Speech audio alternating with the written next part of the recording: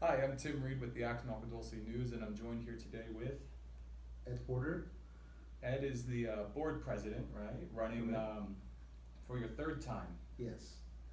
He was appointed 10 years ago, and so we'll just get into it. When you were up to be appointed, you set some goals for yourself 10 years ago. Yeah. Can you refresh us on what those goals were, and if you feel you made any measurable progress in achieving them? And what goals do you have for the future? You got it. Yeah. Thank you for having me, Tim. As always, I enjoy your interviews. And as far as when I got on the board 10 years ago, what I wanted to do is create an environment of fiscal responsibility and administrative accountability. I felt that we lacked in those areas. Okay? And as you know, the board is designed as a part of our system of checks and balances in our government, right?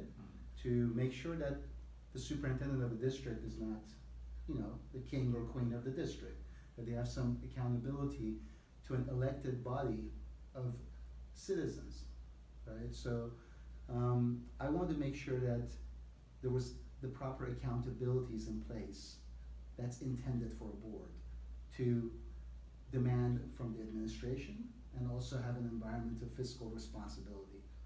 I also wanted to eliminate the environment of parental exclusion that I felt. I touched up on this with you last time. The environment of parental exclusion I felt existed at the schools. I wanted the parents more involved, and I didn't want one parent to get more of a voice because whether they're involved in certain committees or social circles or not. And I wanted everyone to be included equally and their voice to matter. I wanted to improve our customer service and have better communication with the parents and the students. And I wanted to increase our scores, have our schools recognized as distinguished schools, and get the credit for the wonderful students we had from the various state and federal agencies. And I think we've done that in various ways, okay? Everything from achieving the distinguished school status for our schools and the increased scores that we have and different programs like that we have at our different schools, like the Medal of Honor, that those types of things that we didn't have before, okay? I wanted to have our district to have better credit as a district financially. And financial abilities, by which I mean that I want to increase our school's revenue and budgets and to maximize our potential for receiving federal and state matching bonds, grants, and other types of income. And lastly, of course, I wanted to build the new Vasquez High School campus and gym with a bond that the community had just passed in 2007. And by receiving its matching portion, very important, because our bond was only 13 million, we needed about 30. And by receiving its matching portion from the state. As you know, we ended up being one of the only handful of California schools to receive a matching portion from the state for the bond that we had passed. And we're able to build Vasquez High School and our gym. And I'm very proud to say that of these goals that I had set for the district and myself, I was able to see every single one of them come to fruition and come to reality. And as for future goals, I now have a new set of goals that if I'm privileged to be reelected, I would like to set upon executing. Chief amongst them is the safety measures and federal grants to make our campuses more secure and our children safer. Another matter I care deeply about is, of course, the Phase 3 construction of Vasquez High School, currently underway, and the Acton School renovations that we're seeking to finalize in order to alleviate the overcrowded conditions at Meadowlark School and to have better housing for our children. Lastly, apart from, as I've done in the past, fostering an environment of administrative accountability and fiscal responsibility, which I feel is a big part of the function of the board. I'd like to make sure that if our community votes for another bond, because it's up to the community, in this November, I can be there to do my part in making sure that its proceeds get allocated in the exact manner that was promised to the community. So those are my goals for the future. Yeah, certainly a lot has been done, but there's a lot more to get done. Absolutely, exactly. So in your opinion, what makes a good school board member? I can sum that up to selfless service and lack of a personal agenda. A good board member is a person who feels that his or her life is not complete without service, because not everybody feels that way. But I feel that you have to be the type of person that you feel your life is not complete without service. And a person that feels one of the greatest ways to serve the community is by serving its children, knowing that the highest level of volunteerism is in serving the future of our children as a community leader on the governing board of a district. Someone that feels that calling to have just selfless service towards the children and towards our future, which is the children. He or she is a person who conducts themselves with integrity, critical thinking, and a philosophy of inclusion and tolerance. Some of the decisions you make on the board certainly need a lot of heart and a philosophy of inclusion, of tolerance, and I feel that's important for a board member to have. A person who is without personal agenda, that's extremely important. That you then say that, I gotta get on the board to do this and that and the other, because you have some kind of an axe to grind. So you must be a person without a personal agenda. Or personal insecurities, to pick fights and to take matters personally. That's not the kind of person you need on a board. A person like that can be very counterproductive, and they can be a saboteur in a way, okay? And finally, a person who can use their life experience, intellect, and heart, like I said, to engage in the process of collective bargaining, critical thinking, and hence representing and magnifying the voice of their constituents effectively. So in my opinion, that's the kind of person that will be a right board member. Okay, what do you think makes our school district different from LACO or maybe the Kern school district?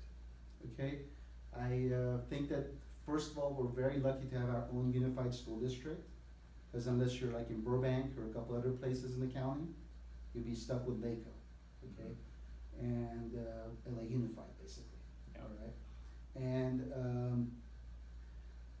I think that what makes our school different, our district different, is our children, our parents, and our small town values.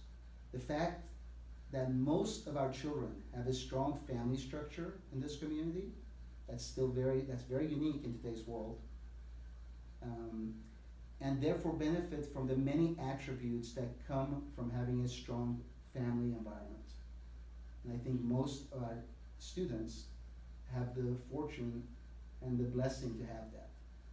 And the fact that as a whole, as a community, we're respectful and caring for our community, our neighbors, and our country. And we embrace the values that our country and our flag represents. And I think that that's very strong in this community. So that's what makes us different. All right, so in my first question, you touched on the bond. Perhaps you could elaborate a little bit more for maybe the average Joe who doesn't necessarily follow school board meetings, but is voting in November. Okay, very good. I'll just start out like, being clear that like anybody else, I don't like new taxes, and that's what bonds are. They're taxing the community. Basically, let's say you take out a $10 million bond. That's taking out a $10 million mortgage that everyone in the community pays for on their property taxes. And the way that is done is it's divided for each household based on their assessed value. So if your house is assessed at $500,000, you have 5 units of $100,000 of assessment. So bonds, like a $10 million bond, would be $10 per $100,000 of assessed value. So you'd pay $50 a year as a household for that. So a bond is just a 30-year mortgage paid for by the entire community, okay? And I do think it's important for people to understand how schools are financed.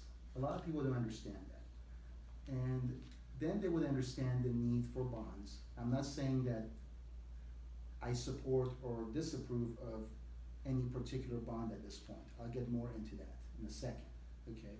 But what I'm saying is that schools need outside sources of income periodically. Just like if you had your household expenses and you're looking at your salary per year and dividing that into monthly expenditures, you would think of your rent or your house payment, you would think of your car payment, your groceries, your insurance, utilities, those types of things. But you wouldn't put in there normally a roof, okay?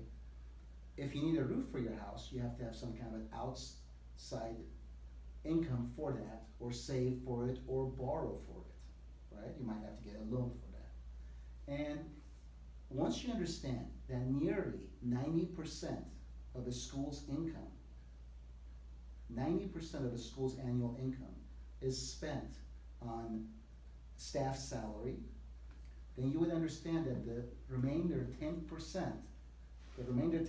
that has to pay for everything from books to utilities to maintenance, just keeping the lights on, paying for all kinds of different things that the school has to operate, right? It becomes very difficult to have a chunk of money to do something else. So most people would then know that nearly 90%, in our case being 89.3%, I believe, of this school's expenditure, which is about $9,000 per year per student, goes to staff salaries. Another thing that we're facing right now, Tim, back in 2005 when my son started kindergarten, we had 2,600 students in this district. We're down to just over 1,000 right now. So that 9,000 per student that we get from the state and the feds is reduced by more than half, right? Right. So our budget has just gone down to about 38% of what it used to be. So the way this bond started, we all know that Acton School needs to be renovated to make it available for the overcrowded conditions at Middlework School. We have kids going to class on the stage, in the library, in the hallways. And what happened with Acton School is that the repairs we initially started to undertake, that were started at the time by our superintendent, who's no longer here, and by the board president at the time, those repairs were deemed to fall under a category that you don't need to ask for a DSA permit. That's Division of School Architect. We felt that we could do those repairs as a part of our ongoing maintenance and pay for them ourselves in the ways that we could finance them. It turned out that that wasn't the case, that we did need permits from DSA, mushrooming this project and into a much larger project than we had anticipated, and opening a Pandora's box of pre-existing non-conformities that we had to address before we could even do the renovations that we wanted to. So some people claim that that project was mismanaged at the time. They have the right to their opinion in regard to that. But we have the situation on our hand now. We started the project that we have to finish. And we have to alleviate the overcrowded conditions at Middlework and make Acton School available for our elementary age students. So I had an idea along with our superintendent in February of 2017 to do a bond, a small bond, just for the renovation of Acton School, okay? Which would give modernization, technology, classroom renovations, safety, fencing, locks, cameras, alarms, traffic flow, drop-off and pickup renovations, removing and replacing asphalt, HVAC and air conditioning, athletic playfield renovations, lighting, bathrooms, concessions area, parking lot improvements, and those types of things for Acton School. That bond was gonna be $3 million max, maybe 2.5. That would have been about $3, maybe $4 per $100,000 of assessed value per household. That means the average $500,000 home in Acton or AADUSD would pay about $15 extra per year. And I was confident that our constituents would be willing to do that. Just pay $15 more on their taxes in order to get those things. What happened with that bond is once we pursued that our staff did some research, and with the encouragement of our bond underwriters, right, they wanted those improvements that I just mentioned to you for Agua Dulce School, for Meadowlark, for High Desert, and for Vasquez High School, to have many of those improvements that, I won't go into redundant elaboration of what you just heard, those improvements, okay? That turned the bond into a $7.5 million bond. Another justification for going for that bond was in order to get Prop 39 matching portions, the possibility of getting those from the state, in the tune of another $3.5 million, making that about $11 million total coming into our district for paying for a $7.5 million bond. But this $7.5 million bond, at this new price, ended up costing more per $100,000 of assessment, going into the area of $14 to $15, okay? So I had reservations. You have to be pragmatic in order to pass a bond in any community, especially in this community. I felt that the $3 million bond, $2.5 million bond, adding $15 to your taxes was gonna be palatable to the community, and it was a no-brainer doing that for the Acton School, which was the only way we're gonna do it. And we're having a huge amount of pressure put on us from our parents for the overcrowded conditions at Meadowlark. That's led to our 5th graders going to High Desert right now. So we had to fix that. But once it turned into this $7.5 million bond, in my personal feeling, if you remember the late Larry Layton called this a dream bond, in my personal feelings, I think it's gonna be much harder to pass this with the community, because it's approaching the level of the high school bond. At $7.5 million, we're approaching the $13 million. And that's gonna be seen as a whole new bond and us doing that again.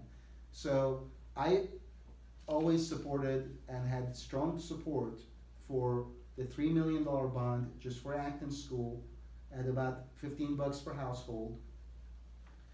However, this, when it came to vote at the board, requiring an absolute majority vote of 4 out of the 5 board members, with Larry no longer being there, we had to all agree. This didn't even get a second when I made a motion for it, the $3 million bond. The second bond, the $7.5 million bond, did get a second and did have the support of my 3 honorable colleagues.